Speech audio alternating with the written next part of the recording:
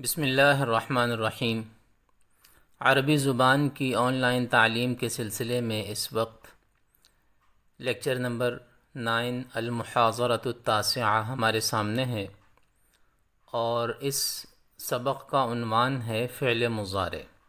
یہ فعل مضارع کا حصہ اول ہے۔ اس کے بعد ہم فعل مضارع کا حصہ دوم پڑھیں گے۔ اس سبق میں آگے بڑھنے سے پہلے سابقہ اسباق کا خلاصہ ہمارے سامنے ہونا چاہیے۔ اس وقت اسکرین پر آپ کے سامنے اب تک پڑھے گئے 8 اسباق کا خلاصہ آ رہا ہے۔ اس سبق کو شروع کرنے سے پہلے مناسب ہوگا کہ آپ سابقہ اسباق کو دہرا لیجئے، خاص طور پر سیکھے ہوئے عربی الفاظ کو ضرور ذہنوں میں تازہ کر لیجئے۔ جیسا کہ عرض کیا گیا ہے کہ اس سبق میں ہم فعل مضارع کے بارے میں پڑھیں گے۔ اس سبق میں ہم فعل مضارع کا ابتدائی تعارف حاصل کریں گے اور فعل مضارع کے کچھ الفاظ سیکھیں گے۔ خاص طور پر ہم یہ بھی جاننے کی کوشش کریں گے کہ فعل مضارع ہوتا کیا ہے۔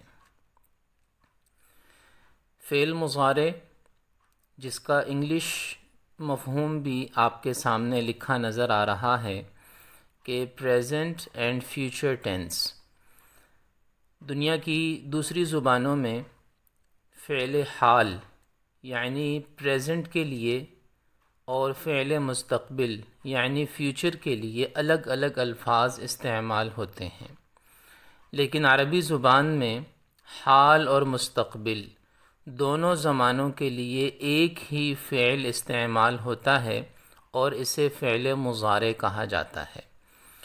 مضارع عربی زبان کا لفظ ہے اور دنیا کی دوسری زبانوں میں اس کا ترجمہ اس لیے مشکل ہے کیونکہ دوسری زبانوں میں اس قسم کا کوئی مفہوم یا اس قسم کی کوئی اصطلاح موجود نہیں ہے۔ تو فعل مضارع حال اور مستقبل یعنی زمانہ موجودہ اور زمانہ آئندہ، آنے والے زمانے اور موجود زمانے کو فعل مضارع کہا جاتا ہے۔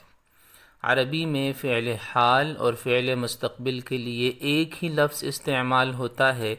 سیاق و سباق کی روشنی میں فیصلہ کیا جاتا ہے کہ کوئی لفظ فعل حال کے لیے استعمال ہو رہا ہے یا فعل مستقبل کے لیے استعمال ہو رہا ہے۔ فعل مضارع کے ابتدائی الفاظ کو ہم جاننے کی کوشش کرتے ہیں۔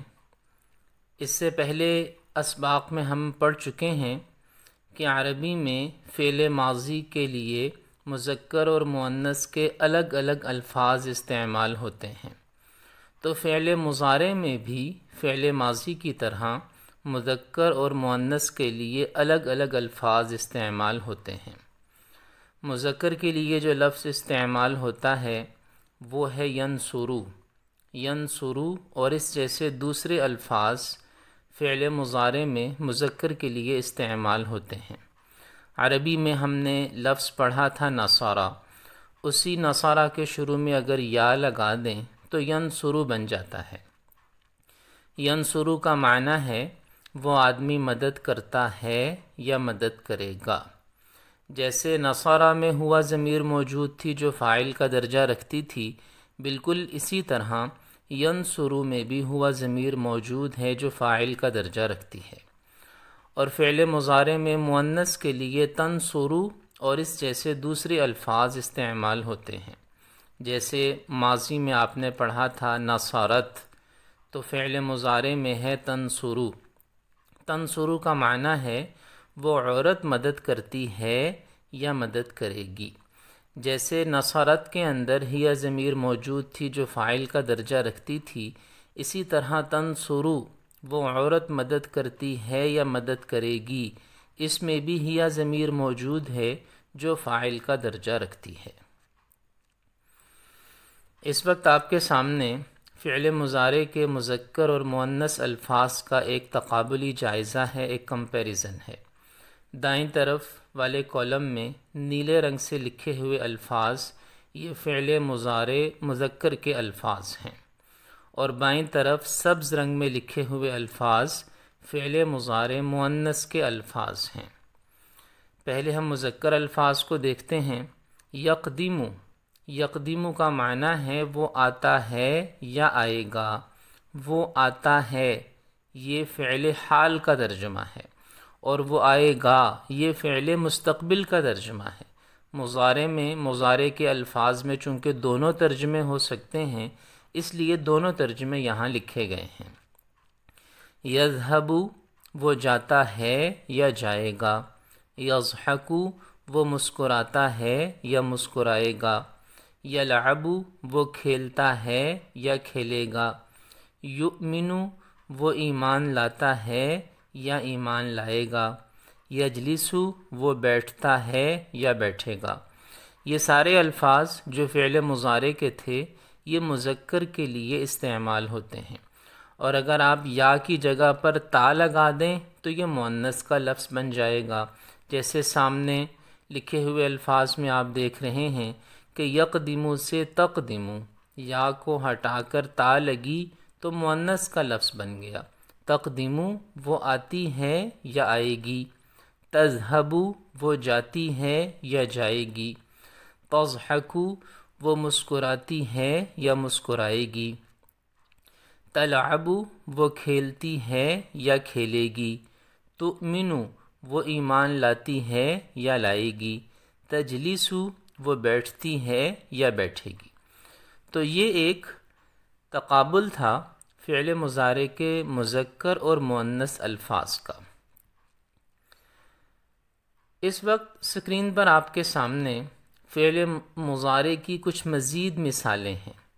اس وقت جو الفاظ آپ کے سامنے اسکرین پر لکھے نظر آ رہے ہیں یہ سارے کے سارے الفاظ فعل مضارع مذکر کے الفاظ ہیں، جیسا کہ ترجمے سے بھی ظاہر ہے، اور ان تمام الفاظ کے شروع میں یا ہے، اور یا کی وجہ سے یہ مذکر کے الفاظ ہیں۔ اگر ہم ان تمام الفاظ کے شروع میں یا کو ہٹا کر تا لگا دیں تو یہ مؤنث کے الفاظ بن جائیں گے۔ جیسے سب سے پہلا لفظ ہے یأکلو، یأکلو کا معنی ہے وہ کھاتا ہے یا کھائے گا۔ اگر ہم یا کی جگہ تا لگا دیں تو یہ بن جائے گا تأکلو، تأکلو کا معنی ہوگا وہ کھاتی ہے یا کھائے گی۔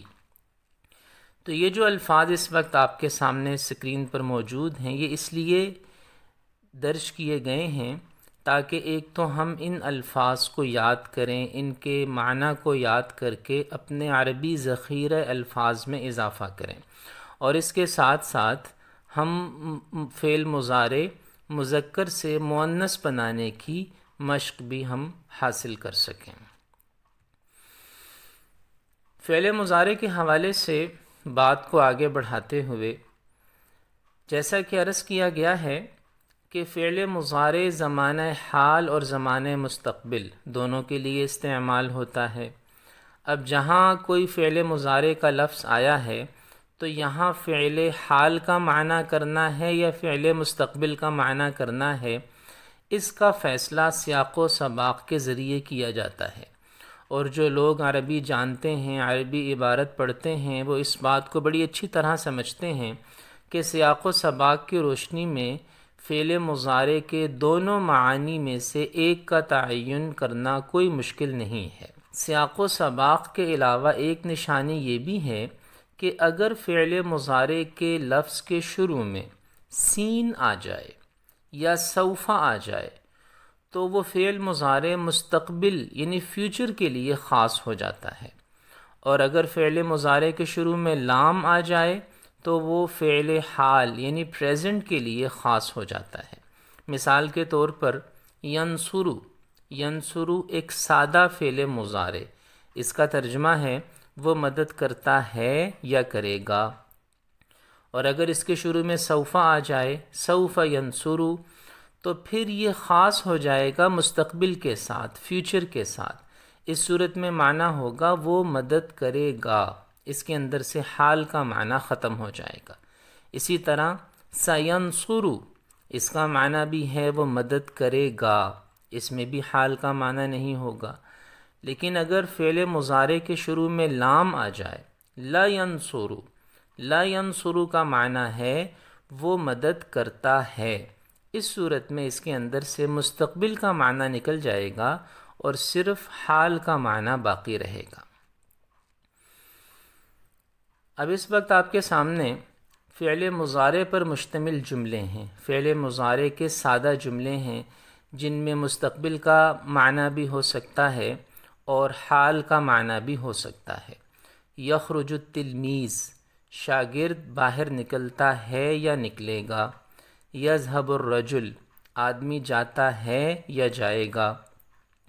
یقعد الولد، لڑکا بیٹھتا ہے یا بیٹھے گا۔ یطلب الفقیر الخبز، فقیر روٹی مانگتا ہے یا مانگے گا۔ یشرب الطفل الماء، بچہ پانی پیتا ہے یا پیے گا۔ یکتب محمد رسالتاً، محمد خط لکھتا ہے یا لکھے گا۔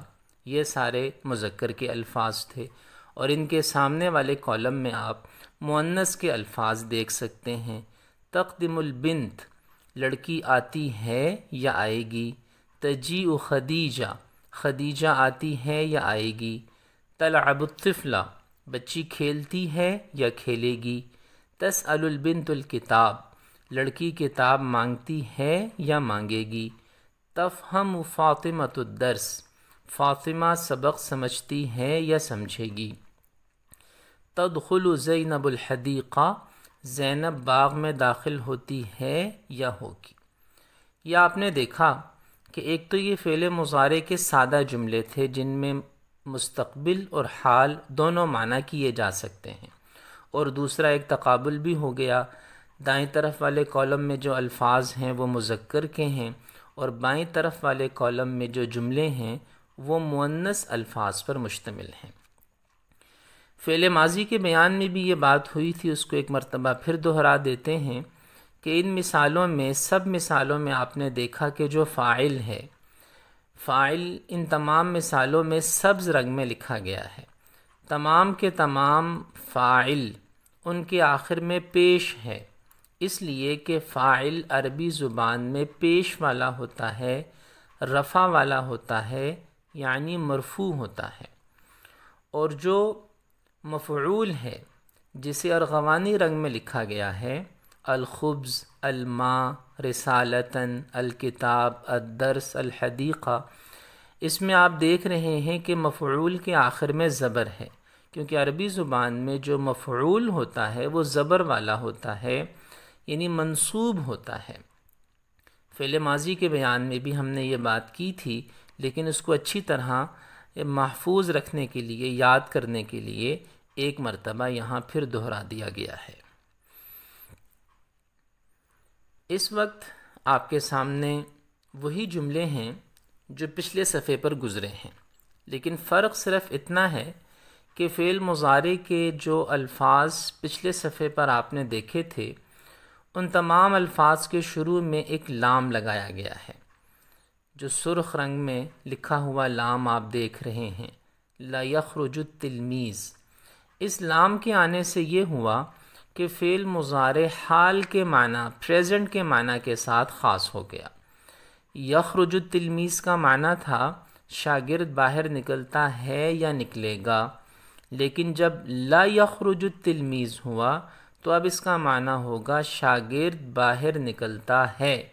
اب اس میں مستقبل والا معنی ختم ہو گیا اور یہ حال والے معنی کے ساتھ، پریزنٹ والے معنی کے ساتھ خاص ہو گیا۔ تو یہ جتنے بھی جملے آپ کے سامنے لکھے ہیں، ان سب کے اندر آپ اس کا مطالعہ کر سکتے ہیں، دیکھ سکتے ہیں کہ فعل مضارع کے شروع میں جب لام آتا ہے تو فعل مضارع حال کے معنی کے ساتھ خاص ہو جاتا ہے۔ اور اس وقت جو صفحہ آپ کے سامنے ہے، اس میں فعل مضارع کے الفاظ کے شروع میں سوف یا سین لگایا گیا ہے، اور ہم یہ بتا چکے ہیں کہ فعل مضارع سے پہلے اگر سین یا سوف آ جائے تو وہ مستقبل کے معنی کے لیے خاص ہو جاتا ہے۔ یہ مثالیں وہی ہیں جو آپ نے پہلے دیکھی ہیں، لیکن اب یہ ہوا ہے کہ سوف لگایا گیا بعض جملوں کے شروع میں اور بعض جملوں کے شروع میں سین لگایا گیا۔ سوف یخرج التلمیذ، شاگرد باہر نکلے گا۔ ستقدم البنت لڑکی آئے گی۔ تو جب فعل مضارع کے الفاظ کے شروع میں سوف لگا دیا جائے یا سین لگا دیا جائے تو فعل مضارع مستقبل کے معنی کے لیے خاص ہو جاتا ہے اور اس کے اندر سے حال کا معنی نکل جاتا ہے۔ تو یہ فعل مضارع کی ابتدائی گفتگو تھی، فعل مضارع کے ساتھ ہمارا ابتدائی تعارف تھا۔ اور جیسا کہ فعل ماضی کے بیان میں بھی عرض کیا گیا تھا کہ یہ مقام مشق کا متقاضی ہے۔ عربی زبان میں جب ہم فعل کے حوالے سے، ورب کے حوالے سے، ٹینسز کے حوالے سے بات کرتے ہیں تو ہمیں اس کے لیے مشق کرنی پڑتی ہے۔ آپ جانتے ہیں کہ انگریزی زبان کے اندر بھی ٹینسز کو سیکھنے کے لیے سخت محنت کی ضرورت ہوتی ہے۔ تو یہ جو ہم مضمون پڑھ رہے ہیں یا جو اس سے پہلے ہم نے فعل ماضی کا مضمون پڑھا ہے، یہ بنیادی طور پر عربی زبان کے ٹینسز ہیں۔ تو اگر آپ اس مضمون میں، اس موضوع میں مہارت حاصل کرنا چاہتے ہیں تو زیادہ سے زیادہ مشق کرنی ہوگی۔ مشق کرنے کے لیے عربی ذخیرہ الفاظ بھی آپ کی خدمت میں پیش کر دیا گیا ہے اور مشق کرنے کا طریقہ بھی بتا دیا گیا ہے۔ جتنی زیادہ مشق کریں گے اتنا ہی زیادہ سیکھیں گے۔ اور جیسا کہ پہلے بھی عرض کیا جاتا ہے کہ لیکچرز کی سلائڈز کو بار بار دھیان سے پڑھیں اور ویڈیو کو توجہ سے دیکھیں۔ تمام لیکچرز آپس میں ایک دوسرے کے ساتھ مربوط ہیں، اس لیے ترتیب کا لحاظ رکھنا ضروری ہے۔ اب یقینی طور پر اگر آپ نے پچھلے سارے لیکچرز کو توجہ اور دھیان سے پڑھا ہے، سنا ہے، دیکھا ہے اور سیکھا ہے تو اب یقینی طور پر آپ میں یہ صلاحیت ہونی چاہیے کہ عربی زبان کے چھوٹے چھوٹے اور آسان جملے بنا سکیں، بول سکیں، لکھ سکیں، ان کی مشق کر سکیں۔ اور جیسا کہ عرض کیا جاتا ہے کہ زبان سیکھنے کا پہلا اور آخری اصول مشق ہے۔ عربی ذخیرہ الفاظ کو بڑھانے کی کوشش کرتے رہنا چاہیے۔ اب تک کے لیے اتنا ہی۔ والسلام علیکم ورحمۃ اللہ وبرکاتہ۔